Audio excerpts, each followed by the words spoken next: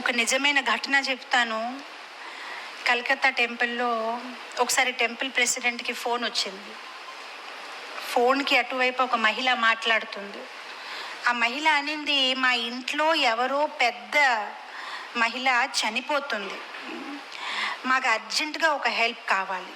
So ఆ temple president అడిగారు, సరే ఏం చేయమంటారు? ఏం లేదు, ఈవిడ చివరి దశకు వచ్చేసింది, డాక్టర్లు కూడా ఇంకేం చేయలేరని చెప్పేశారు. అయితే మా దగ్గర ఇప్పుడు ఎవ్వరు లేరు టెంపుల్కి రావడానికి.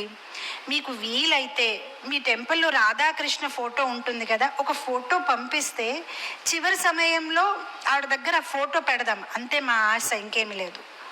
సో ఆ టెంపుల్ ప్రెసిడెంట్ అనుకున్నారు, సరే అయితే పంపిస్తానండి, ఏం ప్రాబ్లం లేదు, మీ అడ్రస్ చెప్పండి, నేను మా భక్తుడిని ఇప్పుడే పంపిస్తాను. వాళ్ళ అడ్రస్ చెప్పారు. ఆ టెంపుల్ ప్రెసిడెంట్ వెంటనే చిన్న గిఫ్ట్ షాప్ ఉంటుంది టెంపుల్ లోపల, అక్కడికి వెళ్ళిపోయారు ఫోటో తీద్దామని.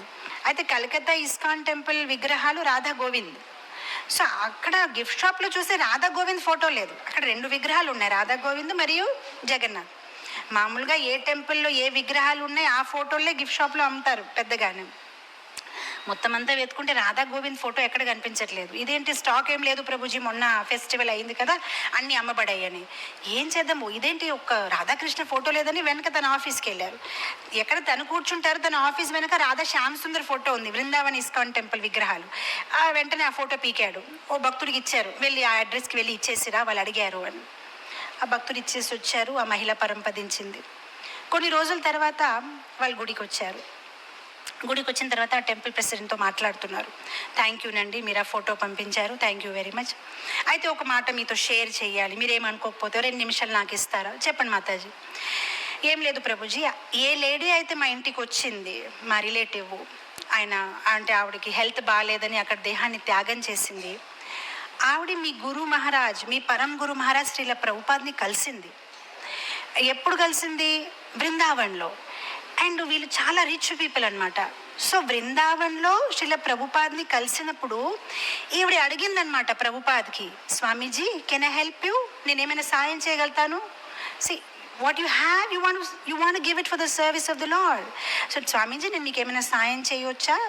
సో ప్రభుపాద్ అన్నారు, మాకు ఇప్పుడు విగ్రహాల స్పాన్సర్షిప్ కోసం మేము చూస్తున్నాము, మీరు రాధాకృష్ణ విగ్రహాలు స్పాన్సర్ చేస్తారా? ఆవిడ వెంటనే ఆ రాధా శ్యామ్ సుందర్ విగ్రహాల కోసం డబ్బులు ఇచ్చింది.